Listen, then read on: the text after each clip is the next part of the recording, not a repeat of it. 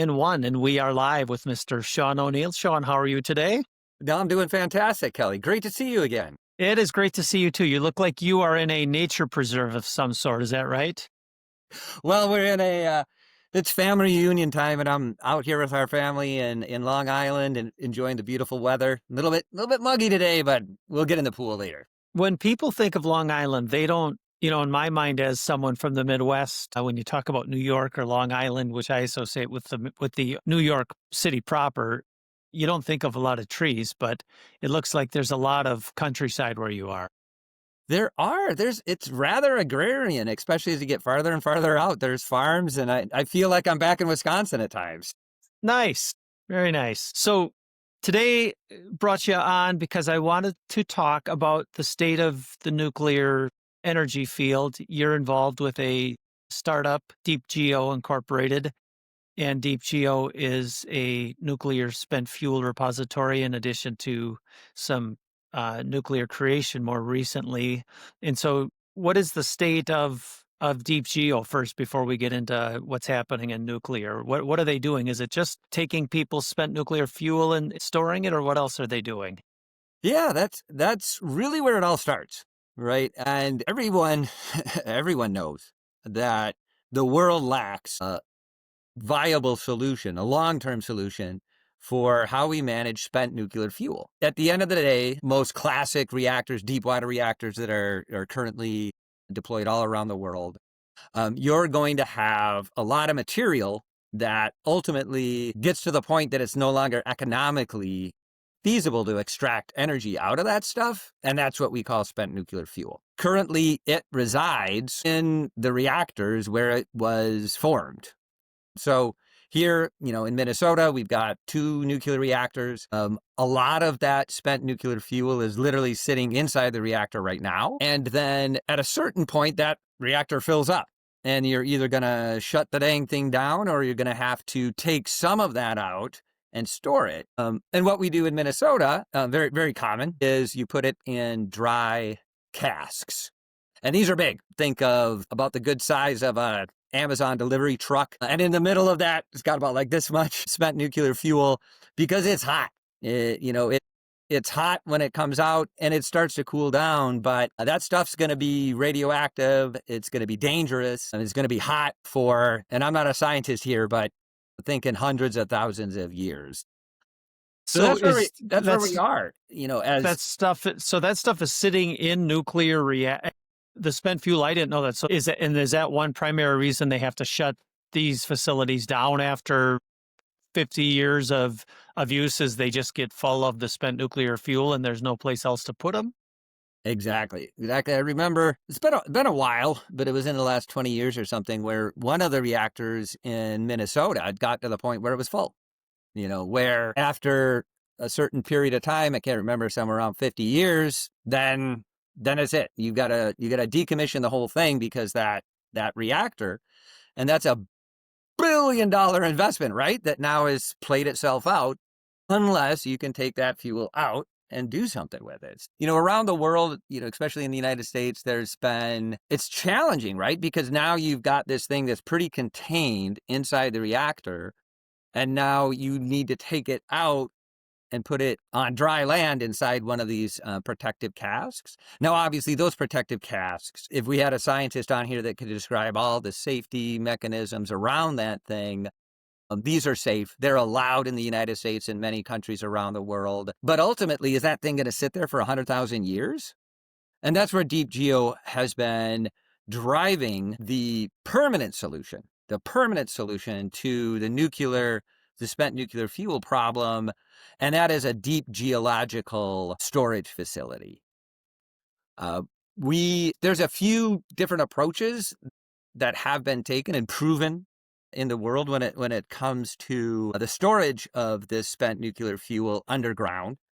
I mean, ultimately, you need to have all the boxes checked, right? Is the rock formation of such composite that none of that radiation is going to get out, especially if the cask itself were to fail? Is it nowhere near a, a fault line or a volcano or a tsunami, right? I mean, think of Fukushima, So after you can find where you have these geological formations where you can put spent nuclear fuel, there's a few different approaches. One approach out there right now is just dig a borehole down, down, down, down, down, down, as far as you can into that rock formation and start stuffing it with spent nuclear fuel and then cap it.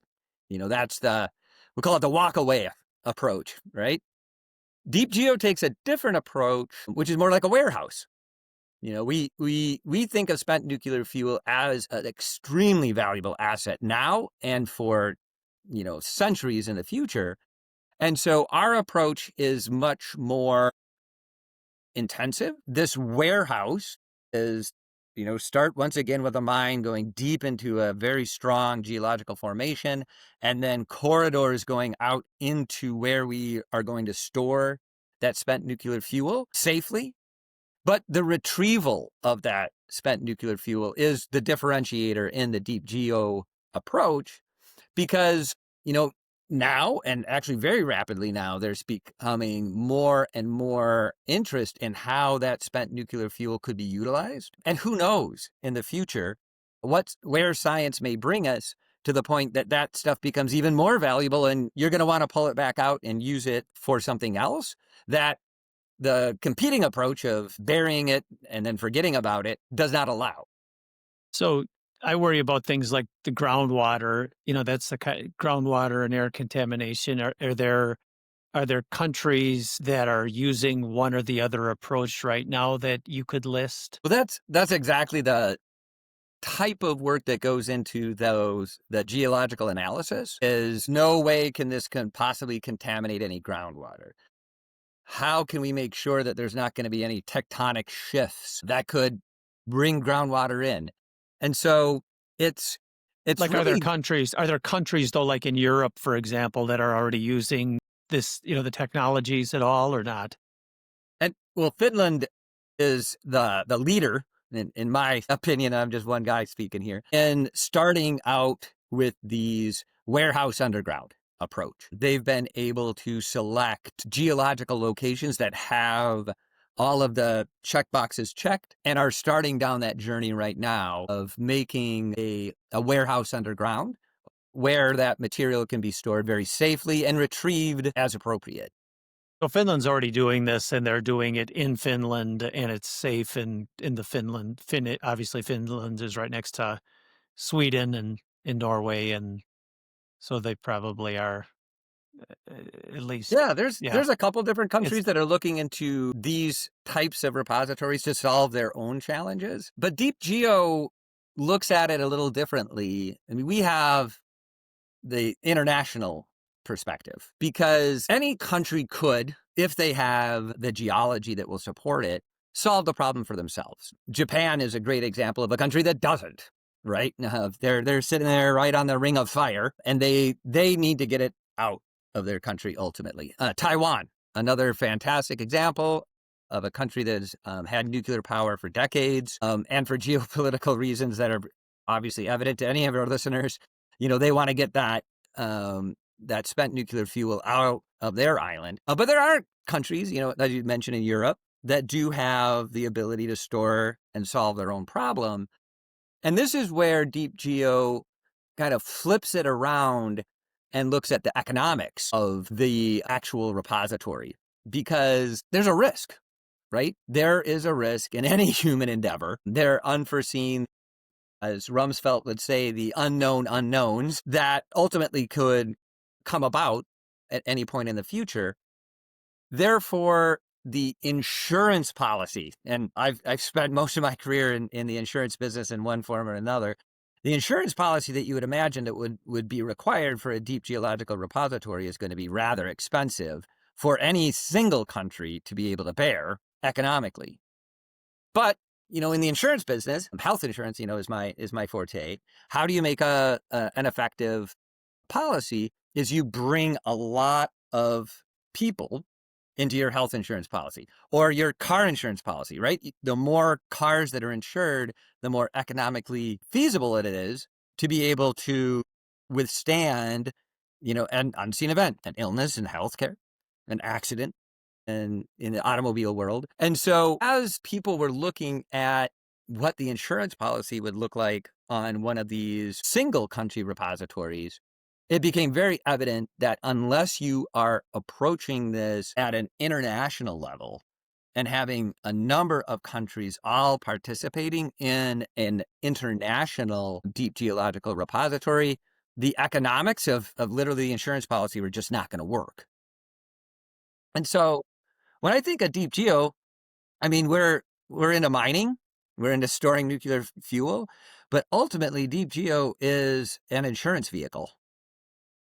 It is collecting the fees, and all around the world, most if not all of these nuclear reactors that are out there have been contributing since their inception into funds that are set aside for the management of that spent nuclear fuel. If we can combine the nuclear fuel from a number of different countries and bring with the fees that once again have already been collected, we can make an extremely robust insurance policy that can sit over the top of that thing, and in doing so alleviate the risk to that local population and then to the world by all coming together.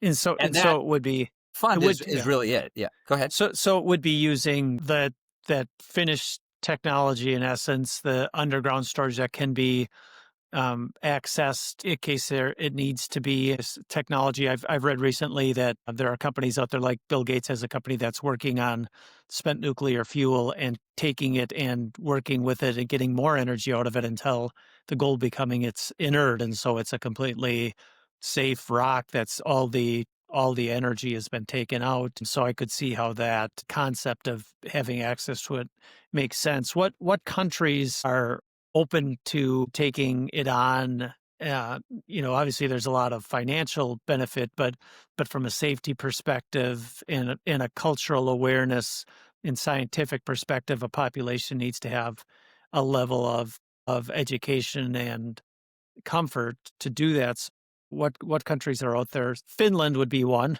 Yeah, yeah, obviously, right? Because they yeah. have those things. But like, who else has a population that has the literacy around science where they would accept it? Well, we're moving pretty fast in a number of different areas. It all started in Labrador, Canada, actually. In Labrador, they have a long history of mining and mining deep rock formations, and that's really where everything that Deep Geo is doing today started, was with conversations in Labrador, initiated and driven by the local population. The Inuit population there has an amazing asset in the ground beneath their feet, where there, as I said, existing mining opportunities to release economic benefit to that local population, and spent nuclear fuel repository could be another way that that local Inuit population would be able to really start an engine of economic development for their community. Those conversations shifted rapidly to Africa, and that's actually where I was introduced to Deep Geo. I have a number of different healthcare initiatives across quite a few different countries in Africa, and Ghana was one of the early governments that started in conversations with Deep Geo for a international, multinational repository in Ghana. And then it started to snowball from there. I mean, we have conversations in Kenya, Somaliland, a little bit of current history. I mean, we have Somalia, which is actually made up of a number of different provinces that are in differing degrees rather semi-autonomous. And Somaliland is the one that has been the most peaceful. They, although not internationally recognized, they have very well-functioning government, their own currency that they print.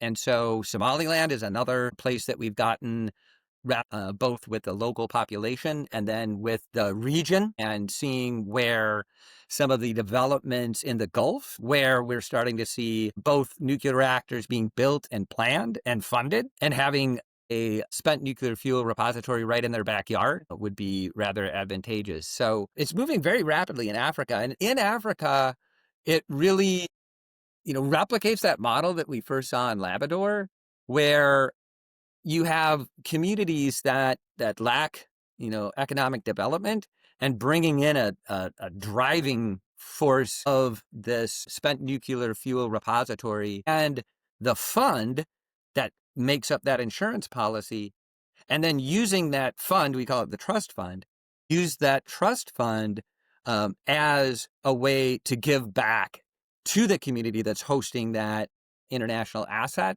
and drive economic activity, social welfare, healthcare, education, housing, food security. The list goes on of what you can do now that you have that economic asset driving within that country. Yeah, it's interesting because that was going to be my next question because I think a lot of people, if, you're in the US or Canada or Western Europe, Labrador, obviously Canada is a highly educated population and first world kind of country, top of the list. But when you talk about then Africa, most of us are thinking, oh, okay, well, we're going to take our spent nuclear fuel and we're going to dump it in Africa. How do we make sure, how can we be comfortable that the people that are receiving the spent fuel are safe, number one, and then are getting that money back? And I guess I get the part about if Finland is doing it and the same technology is being used in their own communities in Finland, that probably answers that question. But how about making sure that how is Deep Geo going to make sure that the people are getting, absolute transformative education, healthcare, all the things that, that people want and need from something like this? That's a great question because that is absolutely paramount. It's a no-go if the local community is not benefiting. And that has been mission number one of Deep Geo from the very beginning. And in Labrador, where we are, like I said, where all of this started, I think we're the farthest along in creating that local governing body where tribal elders, the community, all have a voice, have a vote in how that investment trust fund is utilized. And Deep Geo is a facilitator in that. Deep Geo has a governance role to make sure that everything goes according to plan. But it's super important that that local community drives how that investment trust fund is used to drive more economic development. And as I said, we're the farthest along in Labrador, and we're looking at that pattern to replicate that in the countries in Africa as we progress with these conversations. And as we progress with these conversations, the next no-brainer is, well, how do I get myself a nuclear reactor, right? It's like, and I've been, oh my gosh, almost 26 years working in Africa, and I see time and time again a region just completely covered in natural resources, an abundance of natural resources, be they, in mining and minerals, agriculture, but they're limited in the economic value that they can extract from those natural resources because of a host of reasons, many of them historical and too deep to go into here. But the real right in your face issue is they don't have power. Ghana is a wonderful example, right? They have successful aluminum mining where they're able to extract the raw ore. Now, that's it. You can extract the ore and then export it for refining and get pennies on the dollar of what you could get if you could take that ore and refine it and maybe even process it into other products where the value is through the roof compared. I wish I had numbers I could throw out here, but anyone can ask ChatGPT and they'll tell you. But yeah, so Ghana, immediately was like, well, how can we use this investment trust fund to start bringing in nuclear power for even this very specific project that I'm talking about? There's a smelter in Ghana that has been built and basically sits idle because there's not enough power to be able to effectively run that smelter. And so it's led us to the creation of a new subsidiary within Deep Geo called Ubuntu Energy. And Ubuntu Nuclear Energy is the other side of that same coin, which is how can Deep Geo work with African regional cooperative arrangements, both locally and regionally, and then at the continent level, to set up a governance framework for bringing in nuclear power. And in doing so, possibly unlock the value of these amazing natural resources in Africa to be, you know, to drive that value back into the countries where they are homed and start that flywheel of economic development. Well, and Ghana is also investing heavily in education. And so, you see a lot of engineers, Mm.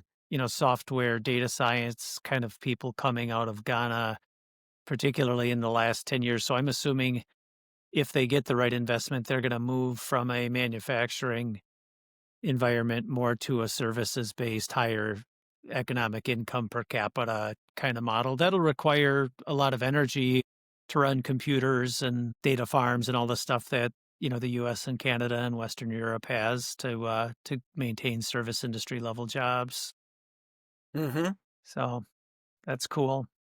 Well, good. Well, thank you so much, Sean. As always, we should have actually said that you were in Africa, by the way. You look like you're the birds. I can hear birds You on can hear them in the, the background. you can hear the birds. It sounds like you're in Africa. So we should have said that. They would have, everybody would have believed us. It's a podcast. That's the world of podcasting. They will, the background fits. But thanks so much, Sean, for your time. Look forward to having a follow-up conversation. And for everyone else out there, you're watching the vodcast. Thank you, Kelly. Cheers.